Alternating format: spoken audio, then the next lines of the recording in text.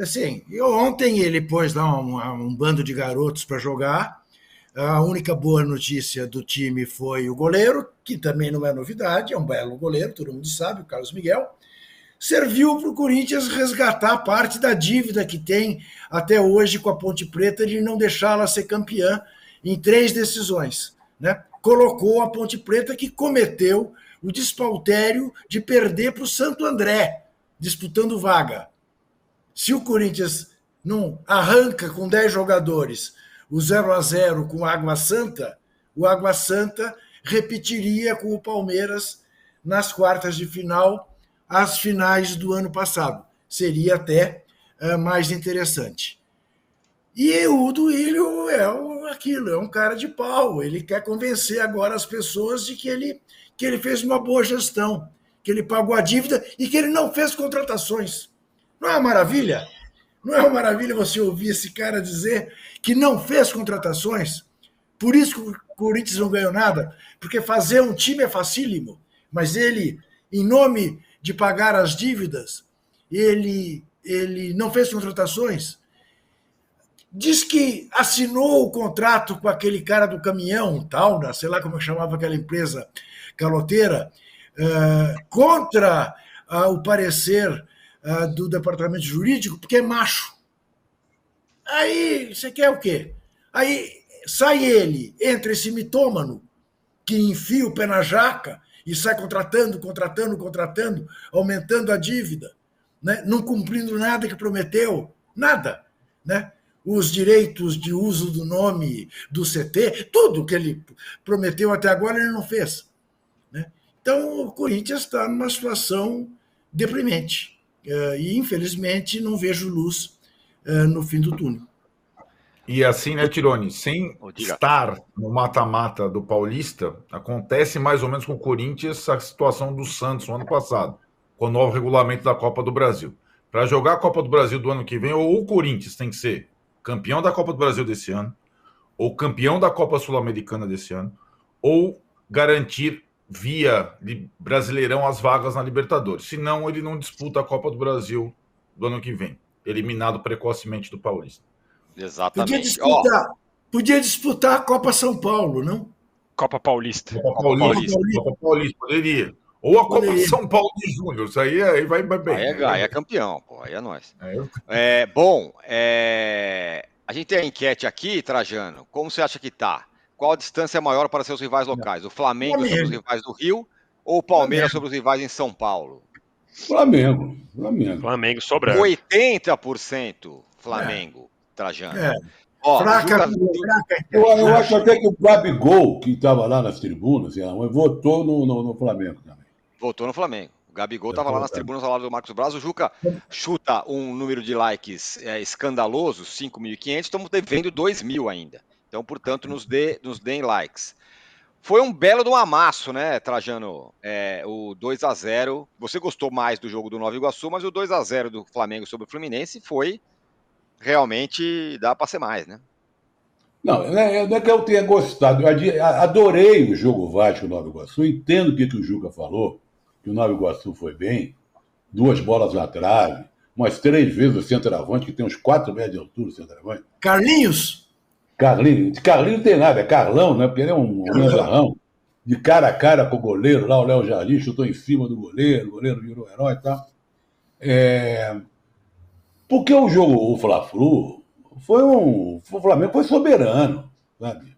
O Flamengo deitou e rolou. A área do Flamengo desperdiçou a oportunidade de encaçapar logo o Fluminense, que merecia sofrer uma goleada, porque foi um time apático, um time sem vida, sem nada. E o Flamengo, e o Flamengo tem peças de reposição, o Flamengo tem gente começando a entrar em forma.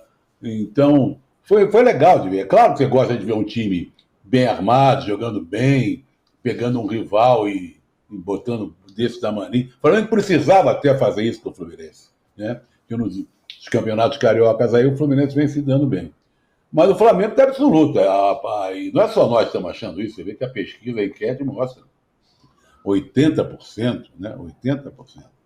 E a tendência é que, eu leio, o Mauro até pode confirmar, que o Flamengo não quer parar por aí, quer contratar mais gente, não sei. E tem ainda o Gerson sendo hospitalizado, foi operado, o Gabigol na tribuna. O Flamengo não tem outros, apesar que eu não sei se o Gabigol vai entrar nesse time, vai atrapalhar. Mas o Vasco e Nova Iguaçu credencia, aliás, o Flamengo, o Fluminense para eliminar o Flamengo tem que ganhar de 3. Você imagina esse Fluminense aí fazendo 3 do Flamengo e o Flamengo não fazendo nenhum do Fluminense. No caso do Vasco e Nova Iguaçu, é o Nova Iguaçu que joga por 2 empates. Então o Vasco tem a obrigação de ganhar, né? Mas a distância é muito grande, não só lá no Rio, porque você vê, o Botafogo volta a ser aquele Botafogo de sempre. Lá no Botafogo estava numa situação parecida essa cor de Copa do Brasil. Eu acho que ainda está, eu acho que o Botafogo tem que ser campeão. Posso estar enganado, o Botafogo tem que ser campeão da Taça Rio para pegar a Copa do Brasil, a próxima Copa do Brasil. É isso aí? Isso, ele precisa vencer a Copa Rio, ou se classificar pelo Campeonato Brasileiro, né? Então tem isso aí. Então, não é distância só do Flamengo para o Botafogo, para o Vasco, para o Fluminense. É distância do Flamengo para todos os outros times de São Paulo, inclusive para o Palmeiras. Eu só gostaria de ver agora um time que vem se reforçando muito e pode ser não digo uma surpresa, porque é um time de enorme tradição, mas pode fazer frente ao Flamengo se acertar, porque está gastando muito dinheiro, trazendo bons jogadores, que é o Inter de Porto Alegre. O Internacional está montando um belo time. Então, não sei, vamos esperar. Vai jogar a semifinal com o Juventude, né? Isso Grêmio, mesmo. Caxias, Inter e Juventude. Exatamente. No Sul. Mauro, você escreveu no seu blog um texto cujo título é Fla vence Flu e dinizismo segue entre céu e inferno, endeusado e demonizado. O Flamengo amassou o Fluminense, 2-0 foi bastante pouco diante do que foi o jogo. Mas o Diniz falou, não, vocês não sabem nada, ele não falou isso, mas é como se tivesse falado. Não foi por causa da escalação, é que o time jogou mal mesmo, não fizemos isso, não fizemos aquilo e tudo mais. O Diniz parece meio impermeável a certos tipos de crítica de jornalista, né? Ele sempre acha que a avaliação feita está errada e ele continua no modo dele. Parece ele em campo, né? Ele vê o time dele ser amassado e ele continua fazendo exatamente as mesmas coisas o tempo todo. É um mau momento do Fluminense, que teve até vaia da torcida, do Fluminense que acabou de ser campeão de novo aí. Eu venho falando aqui desde o começo do ano que o Fluminense não tem jogado bem em 2024, né? Inclusive falei isso depois da conquista da Recopa, né? Aí o torcedor cego pelo fanatismo, ele fica zangado, mas é uma constatação, não é nenhuma opinião, óbvio isso aí, só olhar para o jogo. Mesmo contra a LDU, o time lutou muito, mas não jogou bem. E o Fernando Diniz, o dinizismo virou uma seita, né? E aí tem aqueles que... Não é a única seita em vigor no futebol brasileiro. Tem mais seitas por aí. Aqueles caras que têm os seus seguidores incondicionais. Isso é péssimo, inclusive na imprensa. Então você tem gente ali que, o cara acha que o Diniz vai estar sempre certo. E tem os que detestam o Diniz e acham que ele está sempre errado. Não, uma coisa nem outra, né? E assim, outra coisa também importante. O Fernando Diniz, ele não é um revolucionário do futebol. Ele não é o novo Cruyff, como disse lá o seu auxiliar, né, para o UOL. Não tem cabimento, isso é uma bobagem colossal. O Diniz só tem uma coisa diferente da vala comum que imperou no futebol brasileiro durante um bom tempo, de técnicos de rejeição à bola conseguindo sucesso. E foram nomes importantes, que ganharam títulos com times que não gostavam da bola. Jogando no erro do adversário, jogando ali muito fechadinho, uma bolinha parada. E que aquilo ali afundou o nível do futebol brasileiro. Foi muito bom para o clube que foi campeão, para o técnico que ficou na história, legal, mas em termos de desenvolvimento do jogo, de melhoria do jogo, não teve nada, andou para trás. E ele tem um diferencial, sim, em relação a essa vala comum, que é o camarada que não rejeita a bola. Mas leva isso a um nível assim, de irresponsabilidade, como, por exemplo, a troca de passes, numa zona extremamente perigosa e desnecessária. Quando você tem que ter algumas soluções, está sob pressão, a bola está na pequena área, tem que ter uma maneira do goleiro, do zagueiro, que tem a bola nos pés, sair com uma bola lançada, uma bola longa, buscando. É um centroavante que faz um pivô, é um jogador que se posiciona na faixa lateral do campo para tentar dominar essa bola, depois da primeira linha do adversário que te marca ali no seu próprio campo, para tentar desenvolver uma jogada. Não dá para você ficar toda hora fazendo a bola desfilar na pequena área. Fizeram essa brincadeira contra o Manchester City, ai que legal, que maravilha, 4-0 no lombo, irmão. E não jogaram os principais jogadores alguns dos principais jogadores do City. O Guardiola depois fez um elogio, claro, para ele tá o melzinho na chupeta. Venham todos os anos assim, ó, jogar comigo assim, que eu vou passar aqui, vou levar, cumprir minha obrigação, levar minha taça, ganho de 4-0, foi contra o Santos, foi contra... Tá ótimo assim, e muita gente se iludiu com aquilo, quando na verdade o time não competiu. E sábado também não competiu. A ilusão do final de semana para os dinizistas foi, no segundo tempo, o Fluminense estava melhor. Segundo tempo, gente, o Flamengo vencendo o jogo, chamou o Fluminense para o seu campo, teve um momento que o Fluminense teve uma chancezinha ali, né? Mas o Rossi não fez nenhuma defesa. Mas estava na cara que o Flamengo estava com a arma pronta, que era jogar no contra-ataque. Tinha o Luiz Araújo, tinha a Cebolinha, os caras rápidos nas pontas. Teve uma primeira chance com o Cebolinha, a bola acabou, a jogada não se desenvolveu. Depois a saída de bola com o Thiago Santos, que não é o André, obviamente, para sair jogando.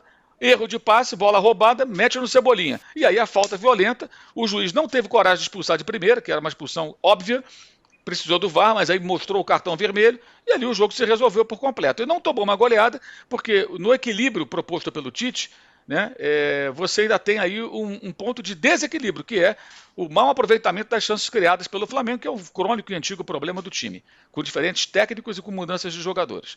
Perde-se muito gol, muito gol. Então o Flamengo poderia ter goleado o Fluminense. O 2-0 foi baratíssimo. Quando estava 11 contra 11 já estava barato, o gol demorou a sair o primeiro e depois ainda mais pela diferença ali com 11 jogadores contra 10. E aí as perguntas que são feitas na coletiva para o Fernando Diniz, ele usou a expressão pergunta fácil. Logo na primeira resposta que ele deu para um colega lá do Rio que fez um questionamento até pertinente. Sabe? E aí fala que ele não errou. Como ele não errou? Ele colocou meio campo com Ganso e Renato Augusto. Amigo, não é jogo de veteranos, domingo de manhã, na várzea. É jogo de campeonato oficial dos times que são os dois últimos campeões da Libertadores, né? Diga-se de passagem, do Maracanã. Peraí, não tem condições de jogar assim, gente. Aí no segundo tempo ele volta com o Marcelo. E o Marcelo, ele vai embora. Não quer saber que são 11 contra 10. O cartão amarelo para o Felipe Melo acontece porque o Marcelo estava lá na frente fazendo sei lá o quê. O time tinha que se organizar defensivamente, né? E o Felipe Melo sai de uma cobertura, dá uma rasteira lá, uma pancada do Bruno Henrique, toma o cartão. Ele é obrigado a tirar o Felipe Melo antes que ele perdesse mais um homem da zaga.